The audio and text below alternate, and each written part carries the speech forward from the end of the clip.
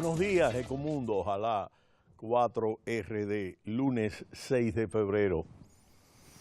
En el día de ayer, la candidata del Frente Nacional francés, la ultraderechista Le Pen, pronunció un discurso ante miles de seguidores donde repitió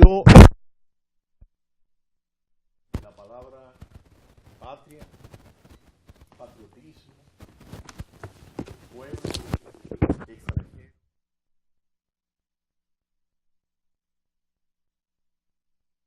Libertad.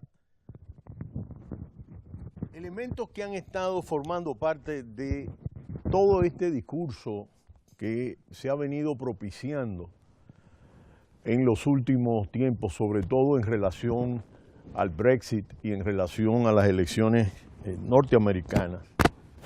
Y los conceptos que ella manejó de manera fundamental es el concepto de mundialización, el de desregulación y financialización del aparato económico a partir de las finanzas, migración masiva e islamismo. Es decir, hay una combinación entre procesos de mundialización con el tema de la migración y del islamismo. Estas son relaciones que han estado en la base de estos movimientos fundamentalistas que han venido cobrando fuerza. Le Pen lidera las encuestas y esto es un elemento sumamente importante porque todos los discursos apuntan en este momento a estar monitoreando la situación francesa.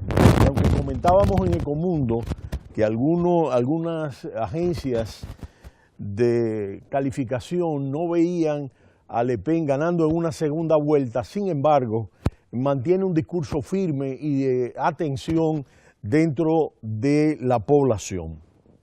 Vamos a continuar dándole seguimiento a este aspecto. Por otro lado, los mercados en Estados Unidos han iniciado la tercera fase después de del triunfo del presidente republicano, y es una fase caracterizada por el nerviosismo. Mohamed El-Bryan es presidente del Consejo de Asesores de Desarrollo Global, cree que los movimientos postelectorales de los valores bursátiles y de renta fija estadounidense han estado fuertemente influenciados por la política.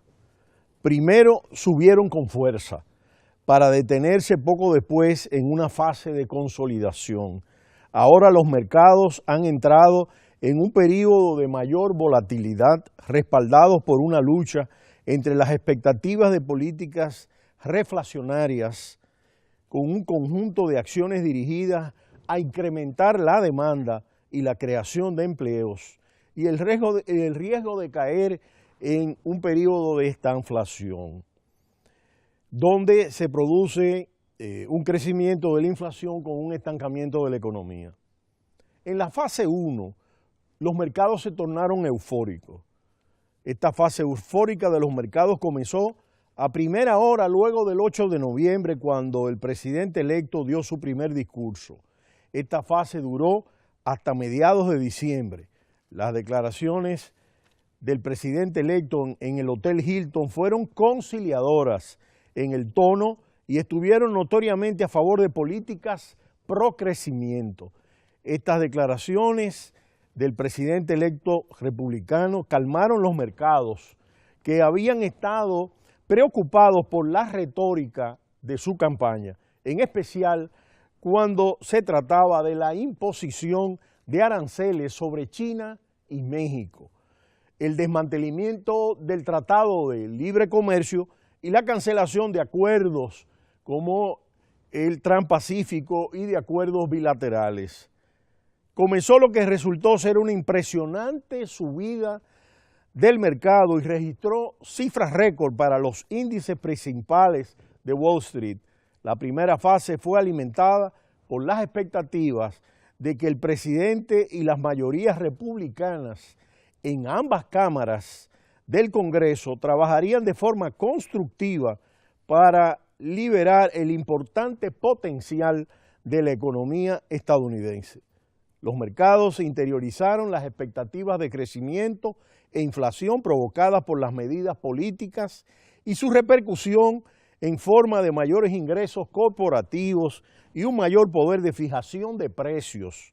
También se esperaba que las acciones recibirían un impulso por una mayor actividad de recompra, gracias a las políticas que animaban a las compañías a repartir dinero acumulado en el extranjero. Luego de esta primera fase de mercados eufóricos en relación a lo que eran las propuestas principales de política de bajada de impuestos, desregulación, eliminación gradual de barreras ambientales o disminución importante, fueron esa euforia que provocó las alzas dentro del mercado. En una segunda fase, los mercados se consolidaron desde mediados de diciembre hasta la investidura del presidente electo el 20 de enero. Las acciones se movieron en un rango mucho más estrecho, mientras que los mercados estaban a la espera de información sobre el plan de Trump y su implementación, y los rendimientos de los bonos del Tesoro también retrocedieron. En la fase 3, los mercados se han encontrado en una situación más nerviosos. Después de la investidura, los mercados se volvieron más inquietos, con movimientos de subidas y bajadas más pronunciadas, dependiendo de los últimos indicadores de políticas. Por ejemplo, la señal de la orden ejecutiva sobre los polémicos oleoductos llevó a los índices principales de Wall Street a nuevas cifras, entre ellos el Dow Jones, que llegó a superar los 20.000 puntos. Es decir, la disminución de las restricciones ambientalistas, que indiscutiblemente fue un factor que disparó en este momento los índices de Wall Street. Por otro lado, las preocupaciones acerca del proteccionismo, avivadas por los rumores de un arancel de un 20% sobre México o el veto a la entrada de ciudadanos de 7 países, han hecho caer las acciones. En ambos casos, las alteraciones fueron mayores de las que se experimentaron en la segunda fase. ¿Qué pasará en la siguiente fase? Es la pregunta que estamos viendo. Hay una cuestión más importante en juego y sus implicaciones van mucho más allá de los mercados financieros, según las medidas que termine adoptando el presidente electo y la celeridad con que ellas puedan irse ejecutando. Veíamos que el presupuesto va a poder entrar en vigencia y en consecuencia la reforma tributaria en el 2018. Ya él inició el tema de la desregulación de los mercados financieros en relación a la ley Dodd-Frank. Pero el problema es a qué ritmo se pueden ir dando estas medidas. La economía podría acercarse a un punto de inflexión o una reflación beneficiosa donde las políticas son coherentes y en consecuencia el plan de gasto en infraestructura, la reforma tributaria y las medidas de regulación, luego del proceso de recuperación de la economía en los últimos 8 años, puedan producir un incremento de la actividad económica y una mejoría hacia la meta de inflación del 2% o una estanflación dañina, es decir, que se desate una situación inflacionaria con este plan agresivo de obras públicas, de gastos de infraestructura y que la inflación vaya mucho más arriba y que la Reserva Federal tenga que imponer subidas de la tasa de interés. De forma concreta, la implementación de una serie de medidas bien diseñadas, construidas en torno a las 3 iniciativas más repetidas del nuevo presidente republicano, que son la reforma fiscal, la desregulación y los gastos en infraestructura, desatarían fuerzas reflacionarias, en el caso que sean bien construidas, bien desarrolladas, que conformarían la valoración actual de los activos y podría llevarlos mucho más arriba a los índices del mercado.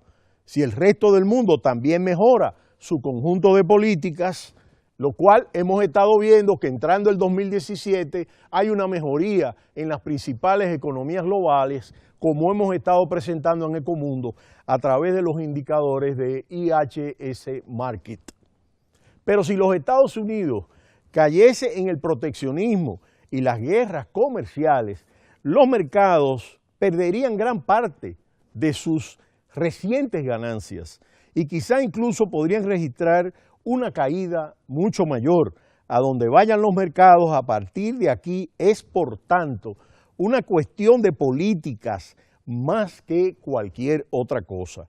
Los mercados, tras haber esperado pacientemente durante bastante tiempo, están ahora más crispados, más nerviosos y apuntan hacia un periodo de mayor volatilidad para operadores e inversores. Hemos visto recientemente cómo un juez en los Estados Unidos ha planteado un veto a la medida tomada por el presidente electo sobre la entrada de los inmigrantes de los 7 países.